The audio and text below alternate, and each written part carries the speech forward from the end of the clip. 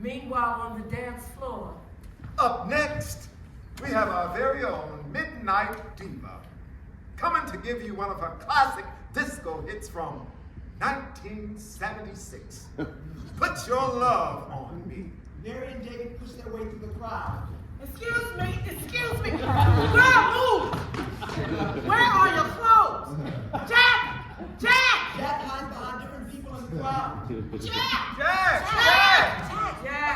Are you sure they came here? Yes, they left the flyer outside the damn house. I do not feel comfortable in here. Please, David. Just imagine you're in the boys' locker room. Jack! That would explain all the jock straps I'm seeing. It looks like we got some visitors in the church tonight. Mary, who is he talking about? Who do you think? Just smile and wave. Jack, over here. Buddy sneaks Jack into the bathroom. Now, we all know the house rules. Testify. All new members must give a testimony. Damn, the $10 entrance fee wasn't enough. No. We're not looking for a membership. We're just looking for our son. We're really worried and we want to find him before something happens to him. Oh, something definitely is going to happen to him when I find him. David, you're not helping. We just want to make sure he's safe. Why wouldn't he be safe here?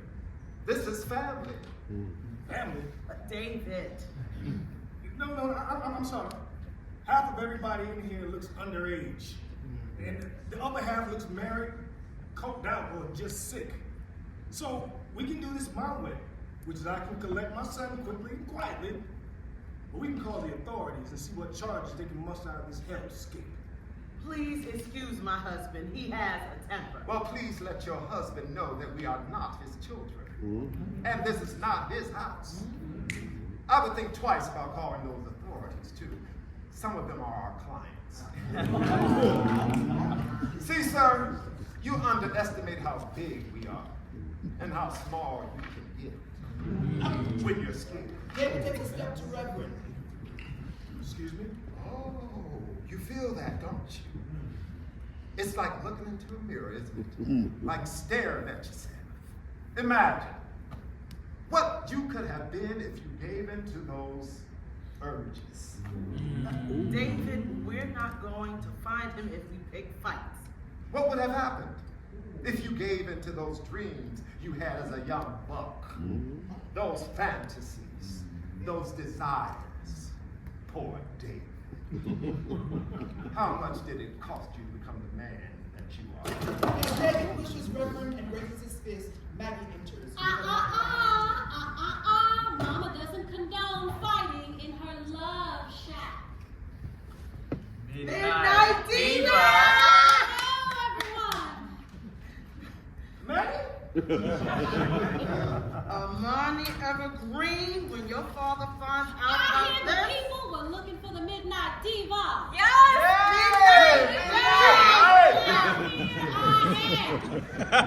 Here to help you through those lonely nights. Can I slow it down for y'all tonight? Now I want to dedicate this song to all the lovers in the house. Grab a special someone or a special cocktail and bring them to the dance floor immediately.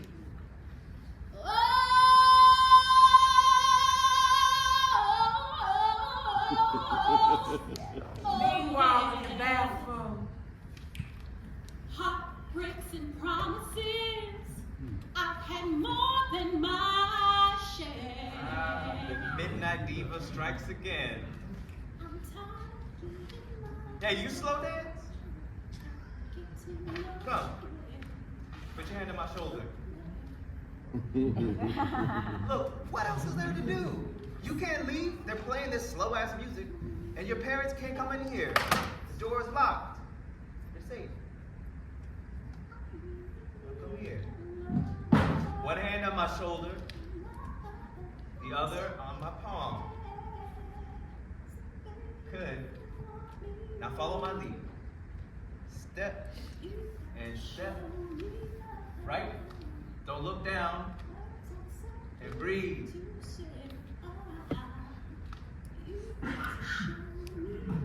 You know, I had to do this with my father's boss's daughter at her sweet 16. Some rich white Jewish girl. My father really wanted a promotion, so he asked me to date her, and I did. The more the girl wanted to see me, the more FaceTime my father would get with his boss. Next thing you know, our house got bigger, our clothes got nicer, we got happy. We were happy. And then one day, the girl, she asked me for one huge favor, to take her virginity. I didn't want to do it, obviously, but I knew how much the job meant to him, how much money he was raking in, but I couldn't. So I told him that I didn't want to fuck her, and you know what he said to me? He said, "A little pussy won't hurt nobody." And then he smiled. I knew in that moment that it costs to be part of the family. So I ran away. Been on my own for a little over a year. And sometimes I do ask myself, should I go back? Should I just pay it? The cost? Sacrifice my desires in exchange for having a family? But there are some parts of myself that I'm just not willing to give up, even if that means being alone.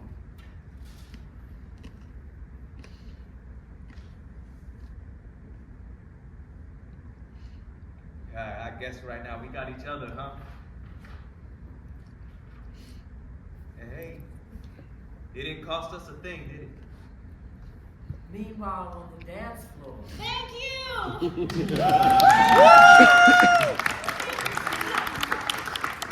Now, this next song I wrote in 1970, well, a long time ago. It's about my dog. Amani, what the hell is Jack? He's And what the hell is wrong with you? Bringing him, do you know what could have happened to him? With all due respect, sir, Jack has been having the time of his life here. Mary, you better talk some sense into him. Little girl, you and I both know the only reason I didn't call your father down here is because he would have turned this place into a tabernacle. I know, and I'm sorry for dragging Jack into this, but y'all wasn't doing him any favors. Excuse me. Jack has more talent and more heart than I've ever seen, than any of us have ever seen. He made a whole group of people dance. He brought people together. And all you two focus on is what he can't do. I mean, you treat him like he's afflicted with something. When really, he's got a gift. Jack enters from the bathroom unnoticed by David. Gift? What are you talking about? Gift. I have a son who cannot stand still for 2 seconds. It takes him multiple hours to finish a test, weeks to write one essay. Do you know what kind of future he will have? Do you think any college will accept him? Do you think any job will hire him? God forbids he runs into the wrong people, the police. He can't even talk. Honey. No. I am raising a retard in a world that is killing us in record numbers. He won't be safe. Do you really think I give a fuck about him dancing? David. What? Everyone notices Jack. Jack. through the dance floor, through the green room, Jack! through the back door, the alleys and the streets. Jack runs until he reaches the train tracks, sweating, heaving, hurt, thinking of the cost of living with a family like his own, thinking of the cost of living in a world like his own. His father was right. Jack could not speak, could not stay still. Who would hire him? Who would even listen? The sound of a train is heard in the distance. Jack can hear it and feel it because somehow Jack has found himself on those very same tracks. Jack, get off of there! Baby, he didn't mean it. You know your father loves you. Just come home and we can talk about it. Jack, get off the tracks. He didn't mean what he said. I know, sweetie. He's just scared. We're all scared. We'll all figure it out. The train sound gets louder. They all hear it. Jack, you need to listen to me. Damn it, Jack, this is not the time to be stupid. You need to shut up right now. But seriously, you're not helping. I know. I know you think I'm destroying his dreams. I am helping him. Amani, you grew up without a mother because of her dreams. And I will not grow old without a son. David, Step wait! off the tracks. Jack sees the lights of the train. He feels the vibrations of the tracks. He closes his eyes and he thinks of dreams of Janet, Diana, Madonna, of Reverend and Maggie and the warehouse, of the thin black and brown bodies dancing in the smoke, of Buddy and his father and the cost of it all, the sickness, the prayer closets, the The music. train horn. The train speeds like a stampede of oxen, unstoppable. Poor David. He thought he was fast and strong enough to snatch his son in time, but as usual, he overestimated his powers. The train wanted Jack, and Jack wanted that train. So for the first time in his life, Jack stood still. Ah! The sound of a train speeding by is heard. Lights flash as Jack gives his own ballet of stillness amongst the strobes. End of part 2. Part 3, beginning again. We are back to the warehouse. Reverend is at the line. Maggie, Buddy, Amani, and Mary are dancing with the ensemble. David watches with a drink in his hand. Everyone except for David is in joyful spirits. It is a celebration. Dance, children, dance! Whatever you do, do not stop moving. Jack your body. Move your body. Listen to that music coursing through your veins. Hear this message and feel Jack's spirit. That's love. That's house.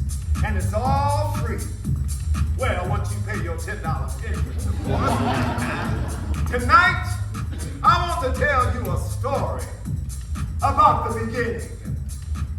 In the beginning, there was Jack. Jack! And Jack had a groove. And from this groove came the groove of all grooves. And while one day viciously throwing down on his box, Jack boldly declared, "Let there be house." And house music was born. Yay! I am, you see, I am the creator, and this is my house. Yes. And in my house, there is only house music.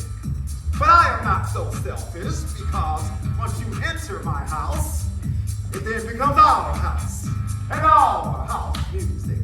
And you see, no one man owns house, because house music is a universal language, spoken and understood by all. You see, house is a feeling that no one can understand unless you're deep in the vibe of house. House is an uncontrollable desire to jack your body. And as I told you before, this is our house and our house music. This is our house! And in every house, you understand, there is a keeper. And in this house, the keeper is Jack. Jack! Jack! Jack! Now, Jack! some of you might wonder, who is Jack? And what it is that Jack does. Jack is the one who gives you the power to jack your body, Jack is the one who gives you the power to do the snake. Jack is the one who gives you the key to the wiggly worm. Jack is the one who learns you how to walk your body. Jack is the one that can bring nations and nations of all jack up together under one house. You may be black, you may be white, you may be Jew or Gentile. It don't make a difference in our house. And this is the beginning. Woo!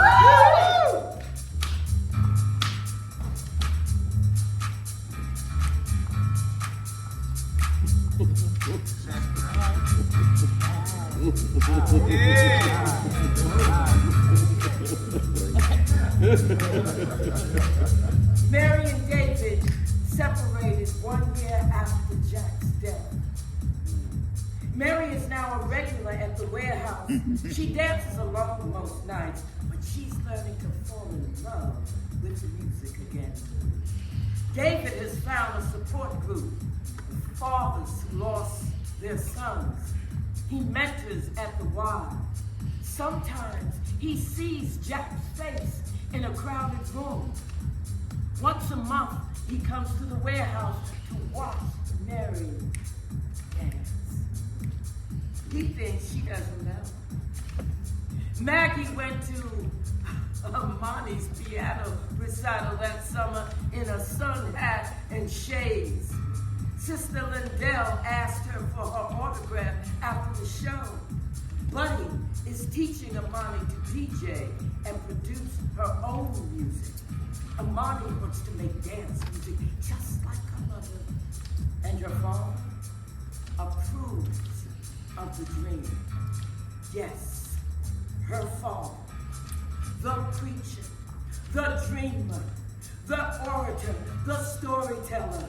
He was touched by the whole thing, by Jack's journey. He knows intimately the cost of following one's calling. So the preacher man in his three-piece suit made a vow to tell Jack's story to anyone who would listen, in hopes that anyone in need of a home, if a community can find one without cost, without sacrifice, and they all live happy ever after. They all live.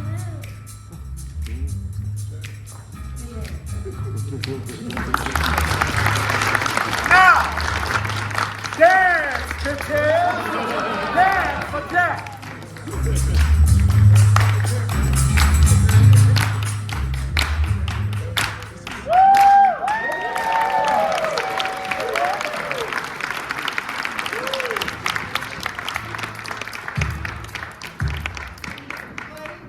Beginning of party.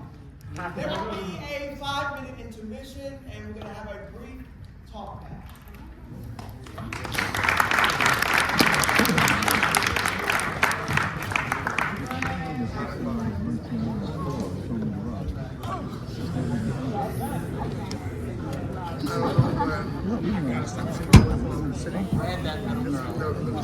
Okay.